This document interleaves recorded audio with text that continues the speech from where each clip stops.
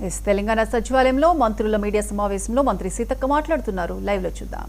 మంత్రి గారు సహచర కేబినెట్ సోదరుల సమక్షంలో ఒక సబ్ కమిటీని వేయడం జరిగింది. ఈ కమిటీలో గౌరవనీయులు ఉత్తమ్ కుమార్ రెడ్డి గారు, అదేవిధంగా గౌరవనీయులు తుమ్మల నాగేశ్వరరావు గారు, గౌరవనీయులు వెంకటస్వామి గారితో, వివేక్ వెంకటస్వామితో మరియు నేను పంచాయతీరాజ్ శాఖ మంత్రిగా కమిటీ వేయడం జరిగింది. ఈ సబ్ కమిటీ ఆధ్వర్యంలో దేశంలో వివిధ రాష్ట్రాల్లో మరి ఆయా ప్రభుత్వాలు ఏ రకంగా ముందుకెళ్తున్నాయి, ఆ చట్టాన్ని ఆమోదించడం మూలంగా రాష్ట్రం మీద పడేటువంటి భారము ఇప్పటికే మనం చూస్తూ ఉన్నాం.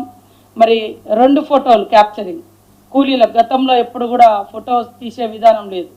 క్రమక్రమంగా అంటే కూలీల సంఖ్యను తగ్గించే విధంగా గంటలు అక్కడ పనుల కాడ ఉండేటట్టుగా పోగానే ఒక ఫోటో తీయాలి, మళ్ళీ వచ్చేటప్పుడు ఒక ఫోటో తీయాలి.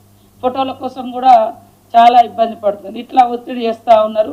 అయినప్పటికీ కూడా మన రాష్ట్రంలో మేము ఎప్పటికప్పుడు మరి జిల్లాల వారీగా మానిటరింగ్ చేస్తూ గత సంవత్సరం మొత్తం 7.5 కోట్ల పని దినాలు జరిగితే ఈ 2 నెలల్లో మా పంచాయతీరాజ్ శాఖ కమిషనర్ గారు కానీ, సెక్రటరీ, మరి క్షేత్రస్థాయిలో ఫీల్డ్ అసిస్టెంట్లు, సంబంధిత ఎన్ఆర్జిఎస్ ఉద్యోగులందరూ కలిసి మరి కూలీలతో వాళ్ళను ఎప్పటికప్పుడు మోటివేషన్ చేసి 2.5 కోట్ల పని దినాలను ఈ 2.5 నెలల్లో కంప్లీట్ చేసుకోవడం జరిగింది.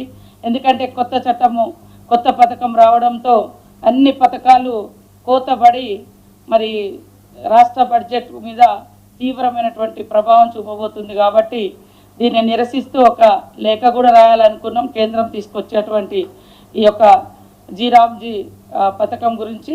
అదేవిధంగా సబ్ కమిటీ కూడా దేశవ్యాప్తంగా మరి వివిధ రాష్ట్రాల్లో అమలవుతున్నటువంటి తీరు, వాళ్ళు తీసుకునేటువంటి ఈ యొక్క చట్టం మీద, ఈ యొక్క పథకం మీద నిర్ణయాలను కూడా అనుసరించి ముందుకెళ్ళడం జరుగుతుందని తెలియజేస్తూ క్యాబినెట్లో సబ్ కమిటీని వేయడం జరిగింది. 4గురితో కూడినటువంటి సబ్ కమిటీ. ఈ సబ్ కమిటీ మరి తొందరలోనే కూర్చొని ఫర్దర్గా తీసుకునే నిర్ణయాలు మళ్ళీ మేము ముందుకు తీసుకొస్తాం.